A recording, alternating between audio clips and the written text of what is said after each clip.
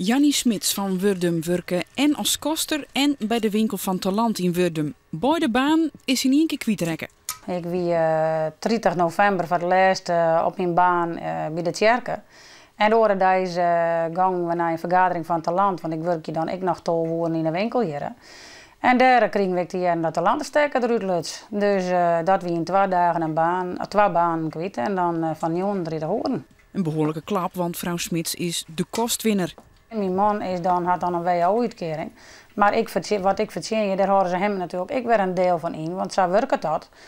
Dus wij zijn naast het mooi in een maand kwijt. Kun je onjaan hoe volle of als je het net zei, hoe ik denk dat het in ieder geval iets meer dan zo'n €100 in de maand is wat we direct kwijt zijn. Het is misschien wel tekenend voor wat u te wachten stiert in 2012. Als we de nieuwste cijfers van het CPB leeuwen maaien, want we zitten nu in een recessie. Toch neemt het tal hulpvragen bij de GKB, de gemeentelijke kredietbank, maar liefst 20%. Wij zien dat sinds de recessie begonnen is in september 2008... dat mensen beter met hun financiën omgaan, meer sparen en daarmee dus ook minder snel in de problemen raken. We worden crisisproof.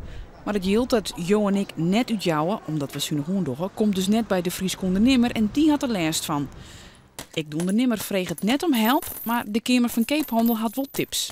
Hoe kunnen we maar uitlijnen van personeel omgaan? Die een had misschien wat te vol en de andere had wat te minder. En misschien in een andere sector. Maar daardoor kun je weer innovaties tot stand brengen. Omdat mensen echt maar een orenscope ik even in een orentak van sport dwaande binnen. Waarom nou vrouw Smits? Misschien komt er wel een terugstart voor de winkel van Talent. Hoe zucht zij de toekomst? Wij zijn wel de laatste jaren, als je het dan wat beter had, dan denk je van, nou maar we er ook van genieten. Dus dan weet we gauw, we beginnen eens even, eens even te eten, of eens ditjes of datjes. En je keep eens wat vaker horen klinken. De luxere dingen, dat doe je dan. En daar zie je nou op beknibbelen, matten.